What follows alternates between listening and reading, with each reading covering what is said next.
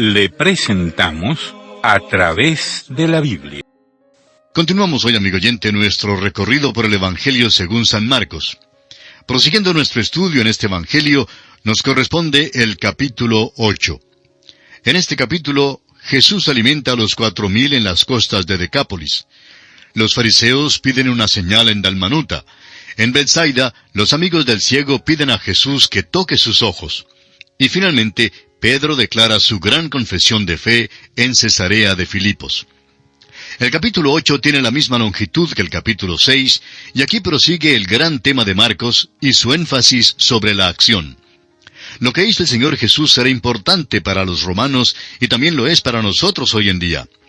Ahora, ¿es poderoso el Señor como para salvar perpetuamente? ¿Es capaz de hacer el trabajo? Él es el siervo de Dios, y encontramos aquí que sí puede hacer el trabajo. Consideremos, pues, el primer aspecto en este capítulo 8, y vamos a leer para ello los primeros 9 versículos. En aquellos días, como había una gran multitud y no tenían qué comer, Jesús llamó a sus discípulos y les dijo: «Tengo compasión de la gente, porque ya hace 3 días que están conmigo y no tienen qué comer. Y si los enviare en ayunas a sus casas, se desmayarán en el camino, pues algunos de ellos han venido de lejos». Sus discípulos le respondieron: «¿De dónde podrá alguien saciar de pan a estos aquí en el desierto?». Él les preguntó: «¿Cuántos panes tenéis?». Ellos dijeron: 7. Entonces mandó a la multitud que se recostase en tierra. Y tomando los 7 panes, habiendo dado gracias, los partió y dio a sus discípulos para que los pusiesen delante. Y los pusieron delante de la multitud. Tenían también unos pocos pececillos, y los bendijo, y mandó que también los pusiesen delante. Y comieron y se saciaron, y recogieron de los pedazos que habían sobrado 7 canastas. Eran los que comieron como 4,000, y los despidió. Encontramos aquí en este capítulo que nuestro Señor viajó mucho, y no es que hubiera alquilado un automóvil de aquellos Hertz o Avis. No había buenas carreteras en los tiempos de Jesús. Así es que le tocó caminar. Aquella tierra es pequeña, pero cuando se reduce la velocidad a la de caminar, es una tierra bastante grande. Y Jesús viajaba caminando. Hay quienes creen que el milagro de la alimentación de los 4,000, el milagro que se menciona al comienzo de este capítulo, es una duplicación del milagro de la alimentación de los 5,000 y hasta lo pasan por alto. Esta ha sido la causa para que algunos digan que la alimentación de los 4,000 es el milagro despreciado. Cuando el crítico llega a esta parábola, busca en su manera acostumbrada quitarle lo sobrenatural a la Biblia. Su explicación de este milagro es que fue incluido después del milagro de la alimentación de los 5,000, solo para confirmar la alegación de los apóstoles de que Jesús hacía milagros. Es obvio que si esto fuera verdad, el segundo milagro sería más grande que el primero. En vez de 4,000, el número probablemente sería más cerca a los 10,000. Cuando los hombres exageran una cosa, son extravagantes y no son restringidos en el uso del lenguaje. En otras palabras, la exageración es extravagancia y no restricción.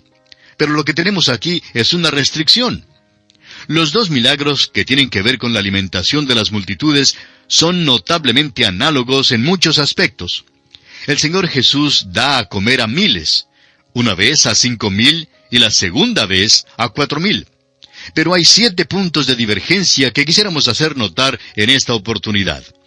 Primero, la multitud había estado con el Señor un día, en el primer caso, y en el segundo caso estaba con Él por 3 días. En segundo lugar, en la primera ocasión, Cristo mandó a los discípulos a ir y ver lo que había para comer, mientras que en la segunda ocasión, los discípulos estaban listos con la información antes de que Él se la solicitara. Tercero, cuando dio de comer a los 5,000, había 5 panes y 2 peces, mientras que para los 4,000 había 7 panes y un número no determinado de pececillos. En cuarto lugar, la primera vez que ocurrió cerca del tiempo de la Pascua, la multitud fue mandada a recostarse por grupos sobre la hierba verde, mientras que la segunda vez, más tarde en el año, cuando ya el verdor del Medio Oriente estaría quemado por el sol oriental, Jesús instruyó a la multitud a recostarse en tierra. Quinto, en el primer caso leemos que nuestro Señor bendijo los panes, en Mateo 14:19. Mientras en la segunda ocasión leemos que él dio gracias primero por los panes y luego bendijo los pececillos, aquí en Marcos 8:7. En sexto lugar, después que los 5,000 fueron alimentados, sobraron 12 canastas de pedazos en el primer caso. Pero cuando los 4,000 fueron saciados, hubo 7 canastas que sobraron. Y en séptimo lugar, el número de personas alimentadas fue diferente en las dos ocasiones. Parece que también hay un contraste bien definido entre los dos milagros en cuanto a la hora en que Jesús alimentó a las multitudes. La alimentación de los 5,000 tuvo lugar al final del primer día de estar con ellos. Jesús les había enseñado, pero según nos dice el apóstol Juan, Cristo alimentó a los 5,000 antes del discurso sobre el pan de vida. O sea que este importante discurso fue un tipo de discurso de sobremesa, pudiéramos decir. En la alimentación de los 4,000, la multitud había estado con Jesús por 3 días escuchando sus enseñanzas. El alimento físico siguió a las enseñanzas. En otras palabras, la multitud no había venido para comer, sino para escuchar las enseñanzas de Jesús.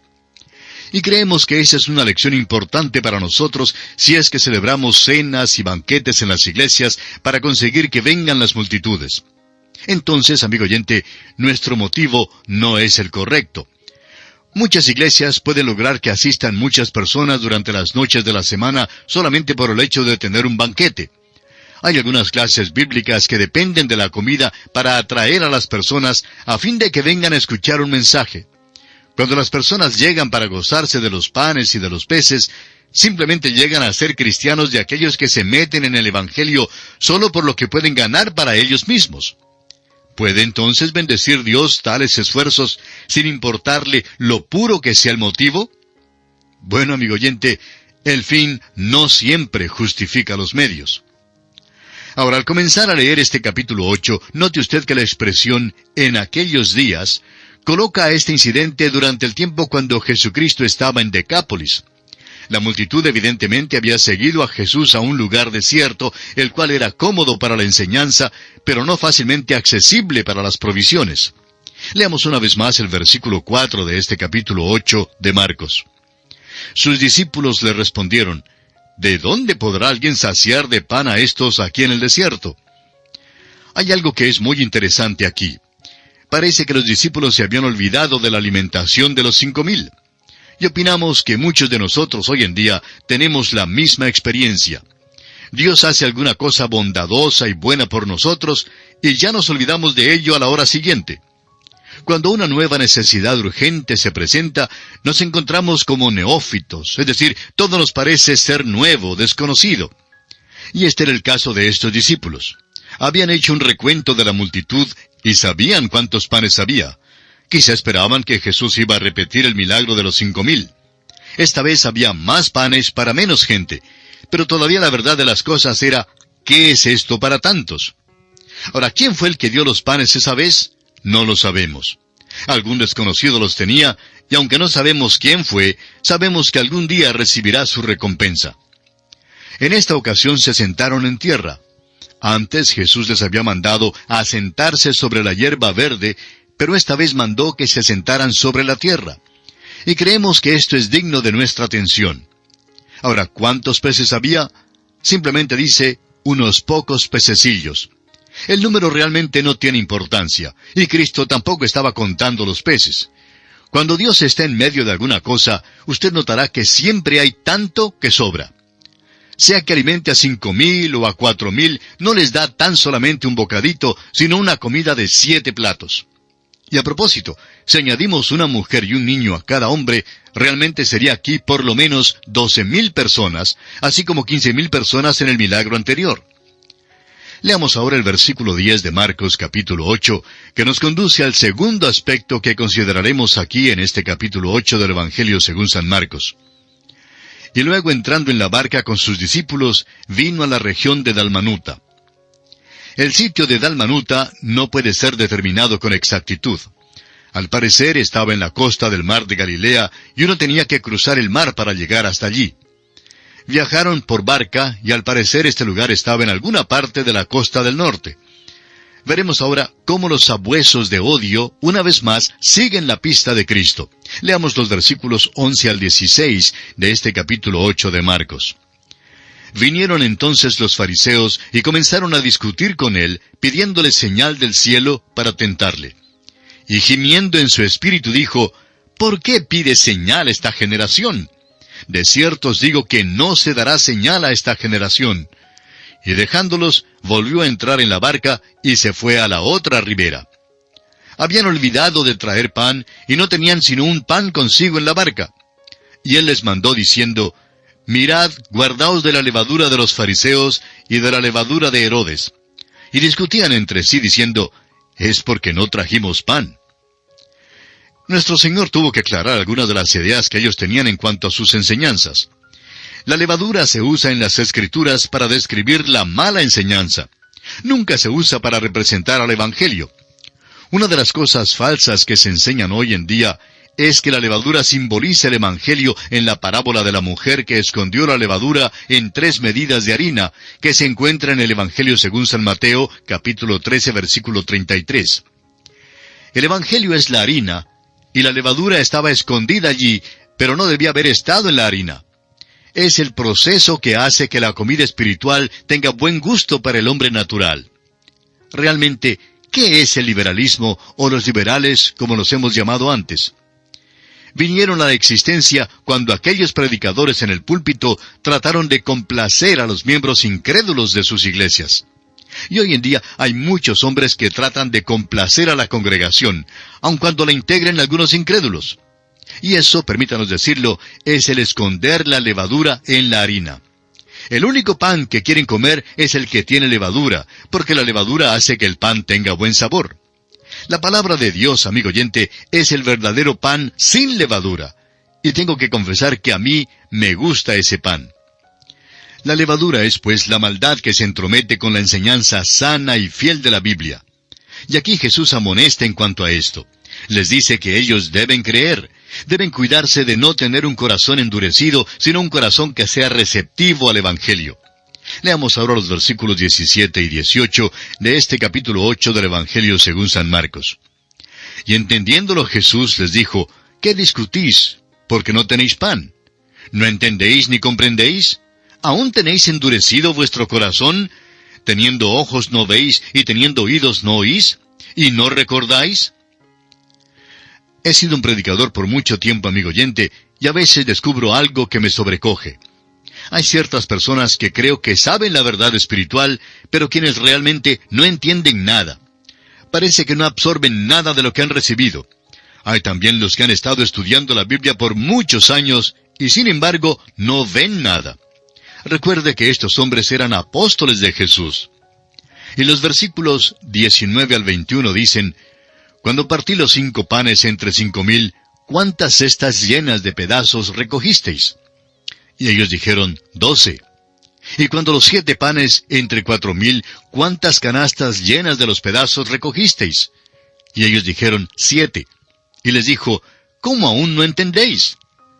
La palabra de Dios es el pan de vida. La palabra de Dios revela a Cristo. Debemos comer de Él y cuidarnos de la levadura. Creo que esto debe ser muy claro para nosotros en estas enseñanzas que Él da. De nuevo, estudiaremos la alimentación de la multitud cuando nos corresponde estudiar los evangelios de San Lucas y San Juan. Entraremos en más detalle entonces. Ahora el versículo 22 dice, vino luego a Betsaida, y le trajeron un ciego, y le rogaron que le tocase. Aquí hay otro milagro extraordinario que hizo nuestro Señor. Accedió a su petición y tocó los ojos del ciego. Pero usted notará más adelante que Jesús sacó al ciego fuera del pueblo. Es posible que Betsaida, el lugar donde Cristo hizo muchos de los milagros, haya llegado a ser como Nazaret, el lugar donde ya no pudo hacer las grandes obras. Seguramente no había ningún valor medicinal en la saliva, pero el Señor la usó para aumentar la fe de este hombre. Vamos a leer esto para aprender la verdad espiritual que hay aquí para nosotros. Los versículos 23 al 26 dicen, entonces, tomando la mano del ciego, le sacó fuera de la aldea, y escupiendo en sus ojos, le puso las manos encima y le preguntó si veía algo. Él, mirando, dijo, veo los hombres como árboles, pero los veo que andan. Luego le puso otra vez las manos sobre los ojos y le hizo que mirase, y fue restablecido, y vio de lejos y claramente a todos. Y lo envió a su casa diciendo, no entres en la aldea, ni lo digas a nadie en la aldea. Sobre este lugar de Betsaida ya se había pronunciado el juicio que encontramos en Mateo, capítulo 11, versículo 21. Ahora hay algo en este milagro que queremos mirar con mucho cuidado. ¿Por qué usó Jesús este método? ¿No pudo haber abierto los ojos de este hombre igualmente como lo hizo en otras ocasiones? Claro que sí. Bien pudo haberle abierto los ojos al principio. Pero hay una lección aquí para el ciego y para nosotros. Hay 3 períodos en este caso. Primero, la ceguera. Al principio todos somos ciegos espiritualmente. Con el ciego podemos decir, habiendo sido ciego, ahora veo. Pero usted notará que el ciego solo tenía vista parcial. Y es Marcos quien nos cuenta de esto, pues Marcos es el que relata los milagros. En segundo lugar, la vista parcial. ¿No es esta la condición nuestra hoy en día?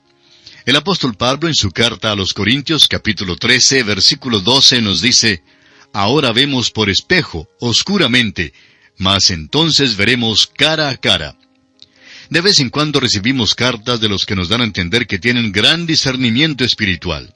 Se encuentran entre los que descollan sobre todos los demás y a veces nos dicen que, según el pensar de ellos, allí es donde nos encontramos nosotros.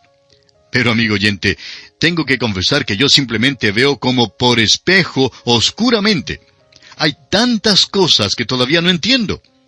Pero hay quienes no piensan así. Creen que saben todas las cosas que aún quedan por saberse. Esa es una de las calamidades en algunas iglesias hoy en día. Hay muchos miembros que nunca asisten la noche del estudio bíblico. ¿Y sabe por qué no van? Porque ya saben más de lo que sabe el pastor. Ahora, eso puede ser verdad.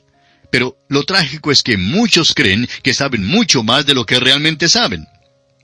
Sócrates, en su tiempo, declaró que él era el más sabio entre todos los atenienses. Eso, por supuesto, escandalizó a todo el mundo porque Sócrates era un hombre muy humilde. Le preguntaron entonces qué era lo que quería decir. Y él respondió, pues ustedes saben que hay muchísimos atenienses que creen que saben algo, y yo sé que nada sé. Y siendo que yo sé lo que no sé, soy el más sabio entre los atenienses. Amigo oyente, permítanos decirle que hay muchísimos santos hoy en día que piensan, que creen que saben algo. Pero el apóstol Pablo en su primera carta a los Corintios capítulo 13, versículo 12 dice que ahora vemos por espejo oscuramente, lo que es nuestra condición hoy en día. Mas entonces veremos cara a cara. Y estaré muy contento cuando llegue allí donde sí voy a saber algo. Y el tercer período que encontramos en este pasaje es la vista perfecta. Recibiremos la vista perfecta espiritual cuando lleguemos a la presencia del Señor. Y entonces será cuando podamos ver verdaderamente. Volviendo a este pasaje, note usted que cuando nuestro Señor terminó aquí, había curado completamente a este hombre. Hay algo aquí que no podemos desarrollar enteramente ahora por falta de tiempo, pero ¿ha notado usted los diferentes métodos que usó nuestro Señor para abrir los ojos de los ciegos? Aquí en Betsaida, cuando sanó a este ciego, tocó sus ojos. Cuando Jesús sanó al ciego Bartimeo, no le tocó de ninguna manera, sino que simplemente le habló desde una distancia, y la fe sola abrió sus ojos. Pero en el Evangelio de Juan, capítulo 9, tenemos un método completamente diferente. En el caso del hombre que había nacido ciego, Jesús le mandó que fuera y se lavara en el estanque de Siloé para recibir su vista. Ahora los versículos 27 al 33 nos entregan el penúltimo aspecto en consideración en este capítulo 8 de Marcos, o sea, la confesión de Pedro. Y pasamos mucho tiempo y entramos en muchos detalles sobre esto cuando estudiábamos el Evangelio de Mateo, y no vamos a repetir tanto en esta oportunidad. Lo importante aquí es, ¿quién es Jesús? Jesús quería saber la apreciación que tenían los hombres de él. Y la pregunta importante, amigo oyente, es, ¿qué opina usted de Cristo?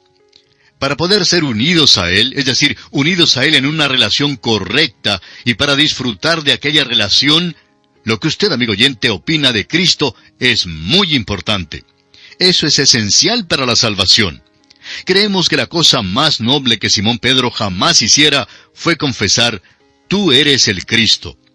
Mateo da la cita completa al decir en el capítulo 16, versículo 16, tú eres el Cristo, el Hijo del Dios viviente. El Señor no revela su persona aparte de su obra de redención.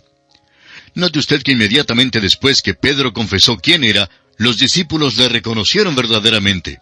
Y entonces Él les dijo que era necesario al Hijo del Hombre padecer mucho y ser desechado por los ancianos, por los principales sacerdotes y por los escribas, y ser muerto y resucitar después de 3 días, según el versículo 31. Los últimos versículos 34 al 38 de este capítulo 8 de San Marcos nos entregan el último aspecto en consideración. Leamos estos versículos. Y llamando a la gente y a sus discípulos les dijo, si alguno quiere venir en pos de mí, niéguese a sí mismo y tome su cruz y sígame. Porque todo el que quiera salvar su vida la perderá, y todo el que pierda su vida por causa de mí y del Evangelio la salvará. Porque ¿qué aprovechará al hombre si ganare todo el mundo y perdiere su alma? ¿O qué recompensa dará el hombre por su alma? Porque el que se avergonzare de mí y de mis palabras en esta generación adúltera y pecadora, el Hijo del Hombre se avergonzará también de él cuando venga en la gloria de su Padre con los santos ángeles. Aquí no da una condición para la salvación, sino que declara la posición de los que ya son salvos. De esto es que habla él. Porque el que se avergonzare de mí. ¿Qué clase de cristiano es usted hoy en día, amigo oyente? ¿Es usted el que reconoce a Cristo y le sirve y le glorifica? Amigo creyente que me escucha, esto es de suma importancia en los días en que vivimos nosotros. Y a usted y a mí corresponde dar una respuesta honesta a esta pregunta. Y aquí concluye nuestro estudio del capítulo 8 del Evangelio según San Marcos. En la continuación de este estudio retornaremos en nuestro próximo programa. Hasta pronto, y que Dios le bendiga es nuestra ferviente oración.